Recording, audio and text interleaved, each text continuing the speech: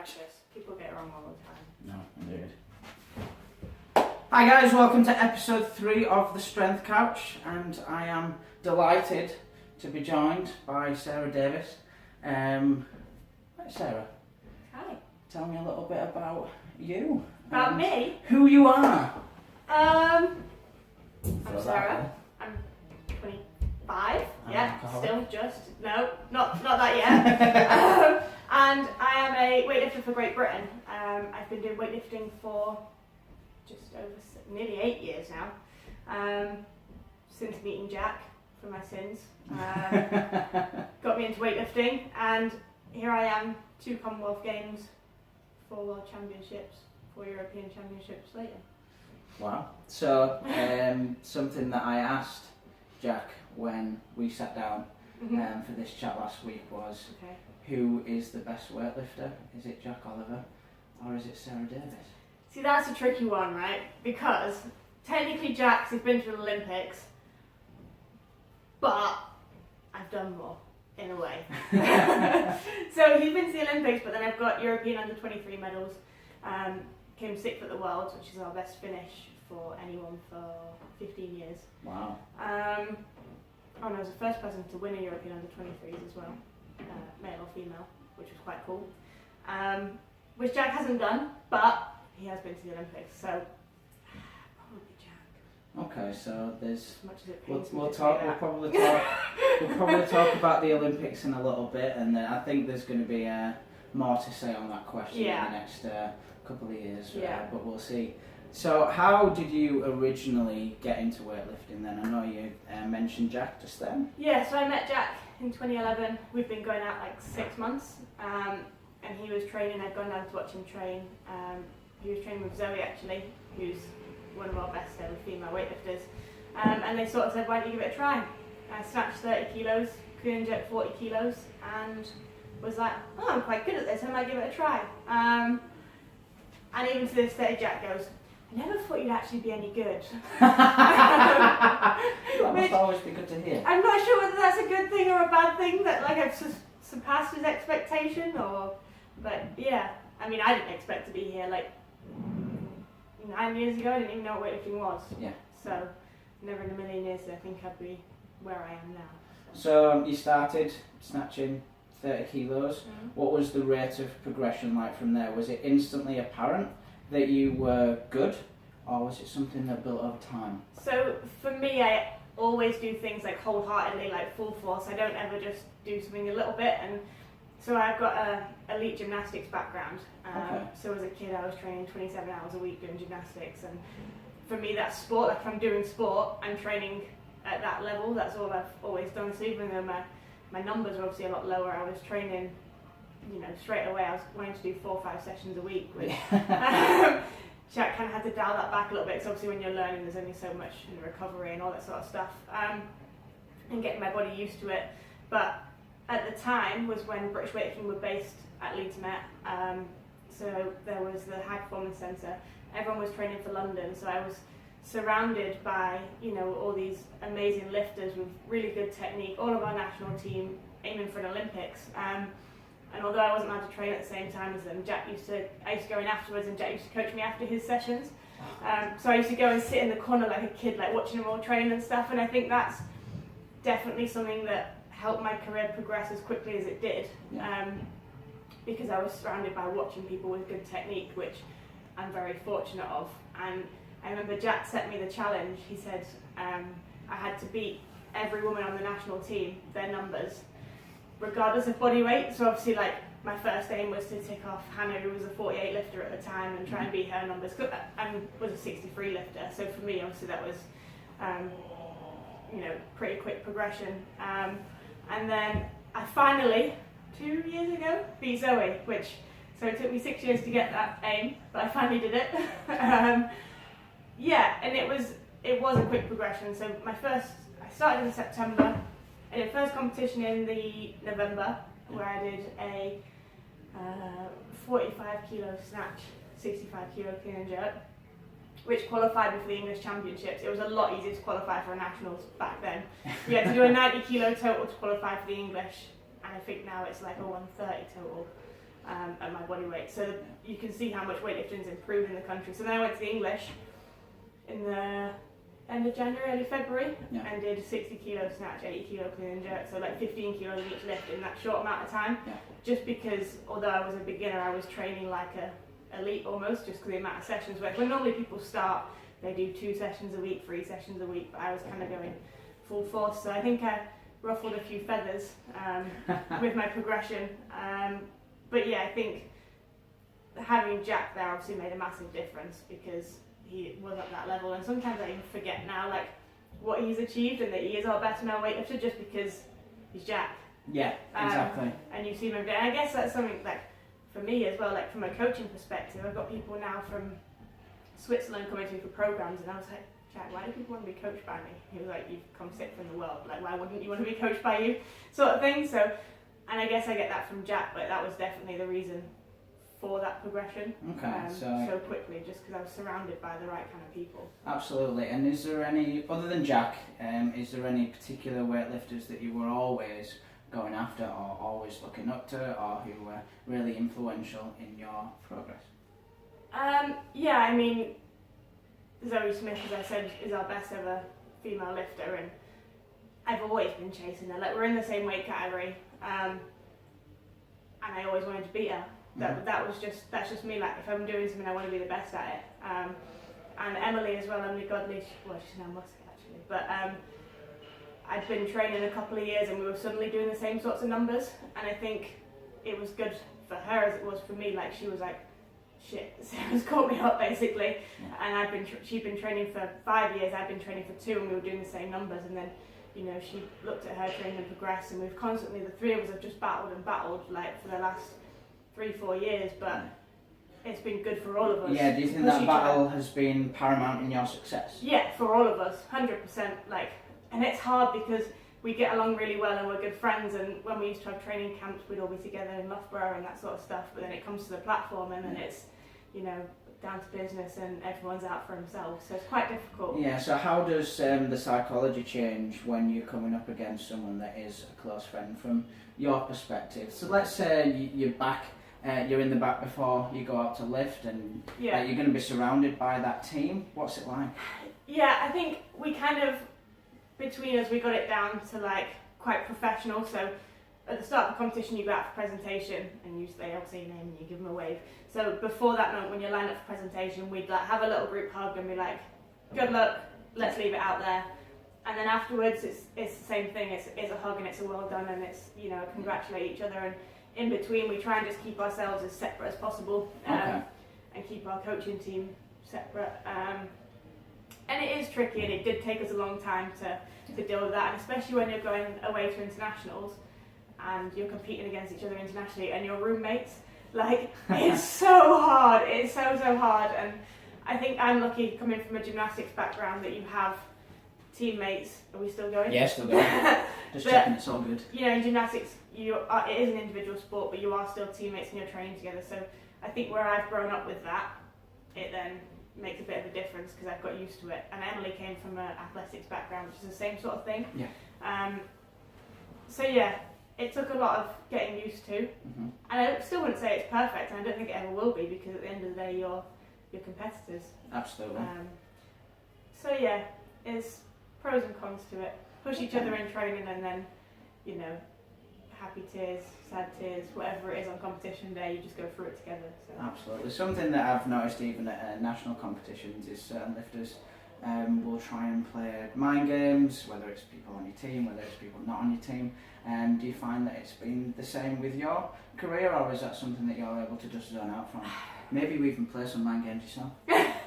I think in the early days of my career, when I was kind of ruffling feathers and people weren't really sure about me and this and that, there were kind of mind games that went with it, and people got their back up a little bit, that, you know, I was a new kid on the block and I was challenging them.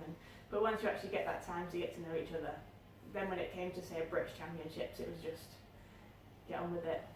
It's different at international. So me and Emily were in the same weight category at the Commonwealth in Glasgow, and we had our separate coaching team there. We were against each other, we were lifting about the same weight, so it's very different internationally, and that's where you've just got to trust the coaching team to do their best. And at the end of the day, you've both done your own training, and with a sport like weightlifting, you're either the strongest or you're not. Like, and that's what it comes down to.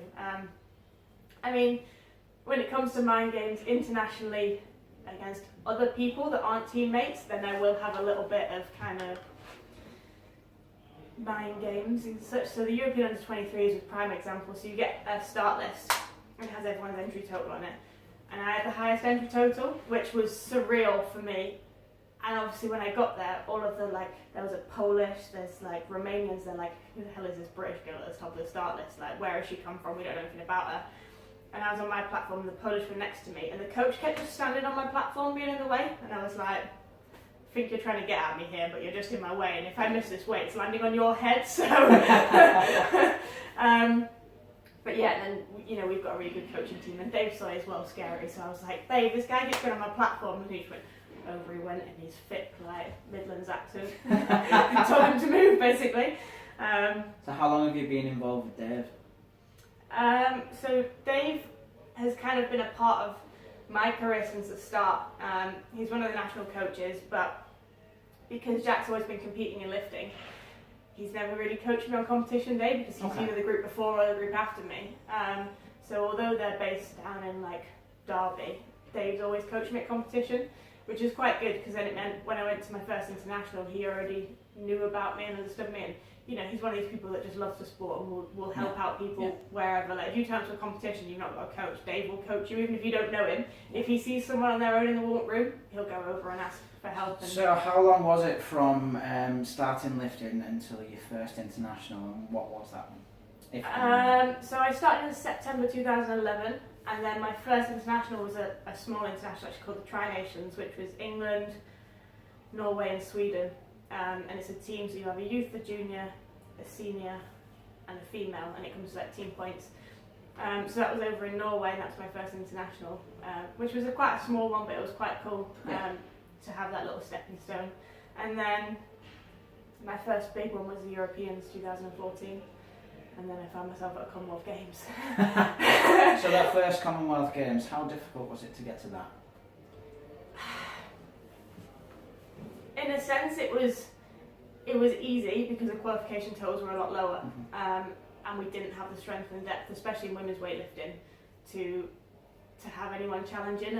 And for that game, she could take 2 per weight category, which was me and Emily, because Zoe was in the lighter weight category at the time. So there was no real rivalry for spots or anything like that. So in that sense, it was easy. But I was working full time. I was teaching full time when I qualified. So that made it difficult in that sense, trying to find that balance and stuff. And then it was actually being there that was difficult, because as a gymnast, I remember watching the Commonwealths in Manchester in 2002 and thinking, do you know what, I want to do that. I want to represent England at Commonwealth Games. I retired from gymnastics and thought that was it. I'm never going to get that opportunity to live that dream. And then I found myself at Commonwealth Games, essentially a home games, because it was only in Glasgow, which obviously, it's not that far for friends and family and stuff to go and watch. Yeah. And I was like a deer in the headlights. I was going to burst into tears the whole way through it. Just the emotion. I was so overwhelmed. I put so much pressure on myself to perform, and I learnt a lot from it. So what happened at that first Commonwealth? I nearly bombed on snatch. Missed my first 2 snatches. I missed my first clean and jerk. Got my second one, and then missed the third one. It wasn't a good day. How big? We'll go on to the better days soon, don't worry about that. So when you were going out for that third snatch, can you remember how you felt?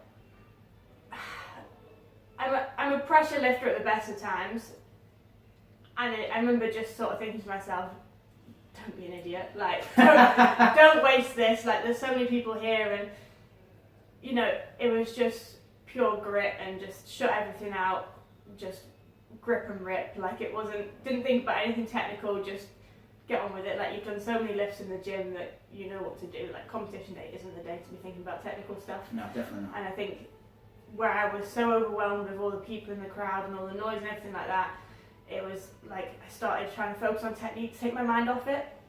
But I'd only been lifting just over 2 years, so trying to think that just didn't work for me. And it just made everything go out the window. But yeah, in terms of my thought process, I don't really remember, but I just remember thinking, you're not an idiot if you don't get this. If you had have missed that lift, do you think you would still be... Sorry, if you hadn't have got that lift, do you think you'd still be here now doing a second Commonwealth Games? Would you still have carried on until you got where you are now? Yeah, but that's the kind of person that I am, that I'm very headstrong, and if that would have happened, I'd been like, right, let's use this to fuel the fire. And that was it was the 2014 Games, and it was the European under-23s the following year where I then won. So you could say it taught me a lot for my career, and being in the position I was at the top of the start list, the pressure was on me to perform. So I'd learned a lot from it. I went out onto the platform looking confident rather than looking scared and like I was going to cry. Like a rabbit in the headlights. Yeah. Kind of thing. Okay. A couple of things you've mentioned already is that the strength and depth of British weightlifting has got so much better over the last few years. Do you know what that can be attributed towards? Or as much as it probably pains most of us weightlifters to say it's probably CrossFit, and especially for the women. So Zoe actually said while we were away at the Games that it was kind of me that sort of started that change, because there were about 6 girls, they were the national team and there was nobody else about, and then I guess people that weren't on that team didn't see themselves having the opportunity to get on it, whereas I was like, right, I'm going to internationals, and I think I started that sort of spiral of people, realising that they can do that and they can achieve it. And then with CrossFit, like, people pick up the sport in their 20s, and I think for women it's a lot easier to do weightlifting, because men have usually, and this is stereotyping, spent years benching in the gym and doing bicep curls, so the mobility just isn't there for them to do any snatch and stuff, whereas for women, they're naturally more mobile anyway, they're naturally more lower body strong, so weightlifting is a lot easier for them to pick up. And I think, I'm not sure whether it's because I'm involved in the industry, but the world of Instagram and stuff, there's a lot more things about women doing weight training, and I think just the media and stuff, there's a lot more around that. I think London helped as well, 2012, all the Jess Ennis posters everywhere, and women doing sport is a lot cooler than it used to be. Yeah, like when I first started as a PT 10 years ago, like you didn't find women doing anything in the free weight section. That was the man bit. Yeah. And then for sure. I remember in Exercise for Less, there was a bit of the gym that was like diagonally about 100 metres away. And I remember one day there was 20 females on one side and then there were 20 males on the other side. Yeah. And I took it upon myself to take one of the women into the weight section and everything. But the way that it's changed now is just unbelievable. Yeah. I definitely think Instagram for sure. has a massive part of it as well. There was something else that I thought of as well that had a big impact, but I've now forgotten it. So after the European under-23s, what happened then? So that was 2015, and then it was the start of Olympic qualification. So what I didn't realise at the time, the jerk that I did to win my gold medal at the under-23s actually gave me a spinal fracture. Wow. Because it was slightly forwards, so I stuck my arse out to counterbalance it, and my back kind of ended up at this angle, the wrong way. But it was for a gold medal, and I wasn't letting go of that for anyone. Did you get pain as you did it? So I thought I'd just kind of pulled a muscle or something. So I remember saying to physics, my back hurt a little bit, but we did all the tests and stuff, and nothing came up, so it's fine. And yeah, obviously the Olympics were the following summer, so I was trying to qualify. I was doing European seniors, it was the April, and then we had the British as well in the summer just before the Games. And I actually moved down a weight category for that European, so I went from a 63 to a 58. I'd have been less than 10% body fat. I look like a lollipop. I've got a massive head anyway, and then my body halved in size, so I look like a lollipop. Which, on reflection, I don't think helps the back injury. Just bone density and stuff, and the stress that was then obviously put on my body. So yeah, I kind of dealt with the back pain, not really knowing what it was. Got really unlucky that the physio and the doctor team, even though I was on programme and funded, they wouldn't send me for a scan for my back. They kept telling me to do low-level core and Pilates and all that sort of stuff, and the performance director kicked off big time because they wouldn't scan me. They're like, it's Olympic qualification. I don't care what fixes it. Send her for a scan, do the core and everything else alongside, but let's just throw everything at this. And they're like, oh, but then we won't know what fixes the problem. I'm like, I don't care what fixes the problem, just fix the problem. So they wouldn't send me for a scan for like 3 months, and then I came to a point that I couldn't even clean like 80 kilos, which still sounds like a lot, but when you're clean and jerking 120 kilos, like that's as a percentage. And it was actually when the weight came off my shoulders, so I could do the clean, and I just didn't want to I didn't want the weight to come off me, because it was the like release of the pressure that obviously made something like expand or whatever that caused the pain. So they finally sent me for a scan. Had a fracture in one of my vertebrae, and then so I went and saw like the best back doctor man down in London, and he was like, what's going on, sort of thing. I was like, I'm trying to go to the Olympics, and he was like, right, we can manage it, let's try and go, and if you qualify then we'll assess and see what we need to do from there. But it just wasn't meant to be, you know. I managed to manage the injury and my training. When it came to the British and qualification, my back just flared up, just where I'd lost a little bit of weight again into competition and all that sort of stuff, and obviously I hadn't been lifting as heavy in training, and then it came to competition day. It just wasn't meant to be. Obviously Jack didn't qualify for that games either, so maybe that was kind of part of it, part and parcel of the journey that neither of us was supposed to go. I don't know. But yeah, so Rio wasn't meant to be for me. It would have been nice to go, but it was never kind of on my radar as such. Like, I was trying to qualify, and I think part of it was I didn't believe I was good enough to qualify as well. Like, obviously the back injury played a massive part, but I just thought, we have one spot. I was like, there's Rebecca and Zoe, it's going to be one of them that goes, and I didn't really believe in myself and probably pushed myself as much as I could have done to achieve it, just because, and that's really quite out of character for me, but on reflection, that I think that played a big part, because I'd only been in the sport 5 years, so to go to the Olympics within 5 years would have been nice, but it was never what I truly had my sights set on, and I think that sort of subconsciously probably had some sort of effect, because people train for 8-10 years before they get to an Olympics, so it would have been cool to go, but it just wasn't meant to be. Whereas coming up for Tokyo, that's obviously kind of my prime time in the sport and my age and stuff to go and to perform. So absolutely. So how does one go? In fact, we'll cover that in a little bit. So after you missed out on qualification for Rio, was it about preparing for the last Commonwealth Games? Yeah. So after Rio, we then took the time to actually do all the back rehab. I had to have 6 weeks of absolutely nothing, which was hard. Like, I couldn't spinally load. In fact, let's spend some time how you rehab that injury. And so I had 6 weeks that I wasn't allowed to do anything, no spinal loading or anything like that. So I had 3 weeks of nothing. We went on holiday to Orlando, went to Disneyland, saw Mickey Mouse. Yeah. So yeah, we took a holiday because we were both sort of sulking that we hadn't gone to the Olympics. So we took a big holiday, which was quite nice. That was our first kind of big holiday together as well. Got back, did kind of some bodybuilding type stuff for 2 weeks, which at first was fun because it was like I'm allowed to do some sort of training, but then after a while I'm like, it's not weightlifting.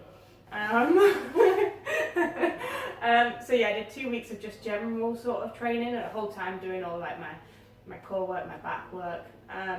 But the thing is with a spinal fracture is you can't put it in a plaster cast and just let it heal. Like, it just, so you have to just let it heal naturally. And I was lucky that I was funded and I had the support team and everything else, and they took another scan 8 weeks after, so I had the rest period and stuff and a bit of bodybuilding training. They scanned again, just to see if it was healing. But with me being a woman and the radiation and stuff and where the fracture was, they don't want to keep scanning it. So we saw it was healing, so then we started doing some kind of belted squats and lunges and all that sort of stuff, so I could start adding some leg work back in, even just leg extensions and stuff like that, just to start building some strength back into my legs. And then some technical lifting with not as much load and just sensible, really, just adding it back in, because like I said, all a fracture really needs is rest.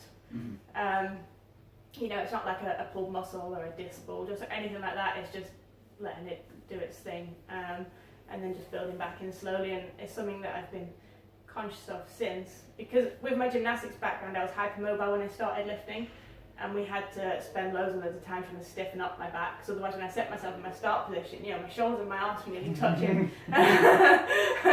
So at the start of my career it's something that we worked on, but then, you know, it got to a level that I guess we deemed acceptable, but probably still had too much mobility in. So since then we've done a lot more kind of trunk stiffening, just generally putting on some size from there. And yeah, Touchwood, we're doing alright. No, that's really good. So how do you go about caring for that spine now? Do you still have to do lots of aftercare? I know Jack talked about how he has to work the areas that he's injured all the time with lots of heavy core work. Have you got to do the same process? I do a lot of core work anyway, just because of like prevention as opposed to anything else. Yeah. So in terms of the actual injury, I don't have to do anything for it anymore. But just to prevent anything like that happening again, and just to keep my body strong, because obviously that's 2 years ago. I'm now a lot stronger. So at the time I was trying to clean jerk 120 kilos, which would have been a massive PB at the time. At the Commonwealth I had 128 kilos on. So just lifting that much more just means you need to make sure that your trunk is much stronger to go with it. So just keeping on top of that, because although lifting weights, you'll build that core naturally anyway, and that's why I'm like the belt police. If people are new to weightlifting, I'm like, because kids are the worst for it. They want to put a belt on because they see the top lifters doing it, but then they don't actually develop any of that inner belt, I call it. You're like free one that, you know, that you're God-given one that I'm like... gonna have to use that. Yeah. And making sure that builds up naturally rather than... So, in your opinion, well, I guess it'll be science as well, why is a belt there in the first place? What is it there for?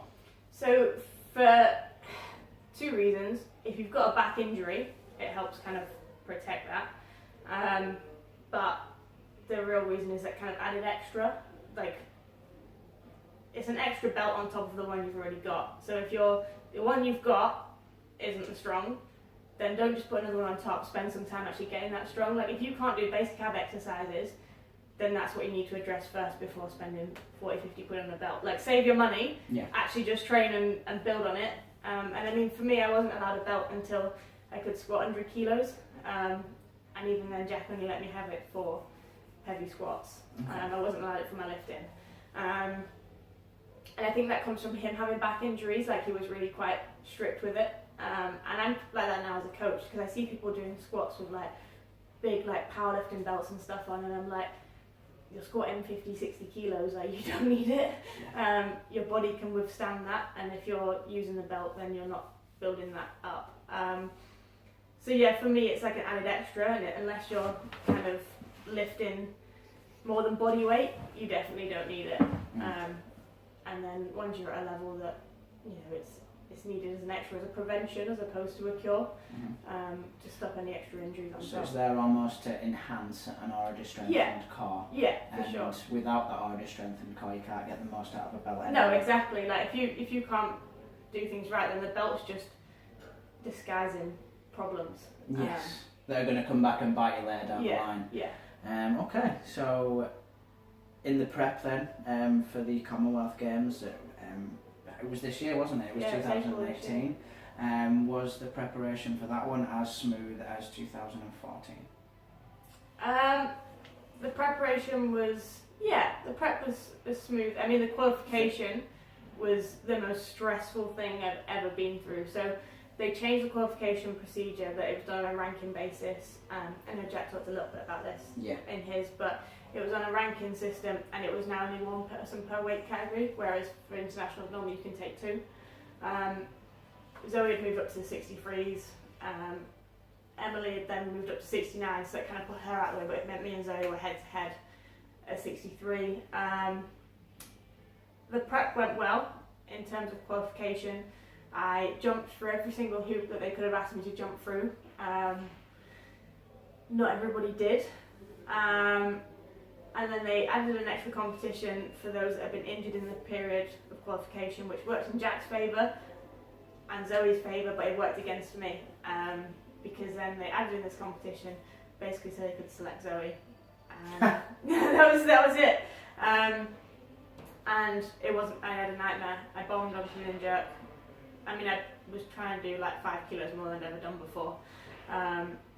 Buried myself under this clean, and then the jerk just went out front, and I howled like a child. Like, I've never cried like that since I was about 6, I don't think. Like, I proper just bawled, because I thought that was it, like I wasn't going to the games. But I was lucky that I had a ranking in the 69 kilo class, so they selected me at 69, which meant from January to April I did a lot of eating. Because naturally my body weight, so I competed at 63, my body weight naturally was sitting around 64 and a half, 65. And to get the most, sorry, that's my phone. No, to get the most out of my, out of the weight class, you know, I had to be as heavy as possible.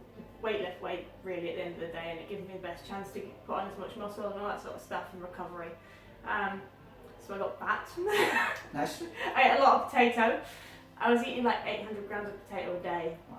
Did that affect you psychologically? This would be a whole other podcast, but I just thought in terms of being a female, I was alright until we got to Australia, and then as my volume decreased, and I was still trying to keep the body weight on, like I looked a lot less lean and stuff like that, just because I wasn't doing the same intensity of training and volume because I was tapering for competition. And we're in Australia, everyone's on the beach or around the pool in their bikinis, and I was like, that did get to me, and I had a couple of wobbles while we were out there, but then it's like, I was there for a purpose. My body had a reason for being like that. And the weight dropped back off me as soon as we got back from holiday, just because I was forcing it to stay on. Like, I was really having to work, which I know, like, people will be like, oh yeah, whatever, I bet it's great being able to eat that much, but being able to eat that much that is the right sort of food for training. One of the common things bodybuilders report is after the competition, even though they might have put on 5 pounds, they no longer even want to take like the hoodie off or anything like that. So when you're used to being a certain leanness, anything above that is a really hard psychological burden. So it's really interesting to see that even with the performance goal in mind, that it still was difficult psychologically. Yeah. But we, like I say, we could cover a whole podcast on this one. For sure. Already, definitely a part 2 is happening with how time is flying on this one. So, what was it like in the prep for the Commonwealth with Jack being as ill as he was? Did you have to be one track man, I've got to do this, or was there any other doubt there? I had to be the person that was like, you can do this for him, I think. Like, I think even to this point he doesn't acknowledge the psychological effect it had on him, because he's quite like a strong-minded, he's not an emotions person, he's really not. He's not. And I think it's maybe a male thing, but like, he's not, his family's not, that's him. And I think he did have the doubts, and I had to be that person that was like, you know, we've got this at school, you've got to do it, you've got to give yourself that opportunity. And it was hard, it was really hard for both of us, and on our relationship.